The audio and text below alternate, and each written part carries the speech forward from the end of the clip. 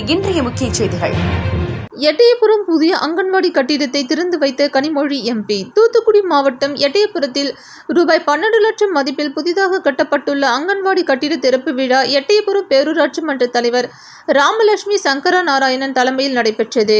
இதில் தூத்துக்குடி பாராளுமன்ற உறுப்பினர் கனிமொழி கருணாநிதி, தமிழக சமூக நலன் மற்றும் மகளிர் உரிமைகள் துறை அமைச்சர் கீதா ஜீவன், விளாத்திக்குளம் சட்டமன்ற உறுப்பினர், கோவில்பட்டி கிழக்கு ஒன்றிய செயலாளர் நவநீத கண்ணன், புதூர் மத்திய ஒன்றிய செயலாளர் ராதாகிருஷ்ணன், எட்டயபுரம் பேரூர் கழக செயலாளர் பாரதி கணேசன், விளாத்திக்குளம் பேரூர் கழக செயலாளர் வேலுச்சாமி, பொதுக்குழு உறுப்பினர் ராஜா கண்ணு, தூத்துக்குடி வடக்கு மாவட்ட முன்னாள் இளைஞரணி துணை அமைப்பாளர் இமானுவேல், தூத்துக்குடி வடக்கு மாவட்ட இளைஞரணி துணை அமைப்பாளர் மகேந்திரன், எட்டயபுரம் பேரூராட்சி மன்ற தலைவர் கதிர்வேல் உட்பட ஏராளமானோர் கலந்து கொண்டனர்.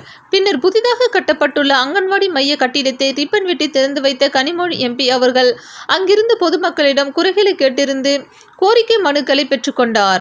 இதைத் தொடர்ந்து எட்டயபுரம் காவல் நிலையம் எதிரே புதிதாக கட்டப்பட்டுள்ள பாராளுமன்ற உறுப்பினரின் தொகுதியின் மேம்பாட்டு நிதியின் கீழ் ரூபாய் 6.5 லட்சம் மதிப்பீட்டில் பயணியர் நிழற்குடை கட்டிடத்தினையும் பொதுமக்களின் பயன்பாட்டிற்கு திறந்து வைத்தார். இந்நிகழ்வில் திராவிட முன்னேற்ற கழகத்தை சேர்ந்த நிர்வாகிகள், தொண்டர்கள் மற்றும் பொதுமக்கள் என ஏராளமானோர் கலந்து கொண்டனர்.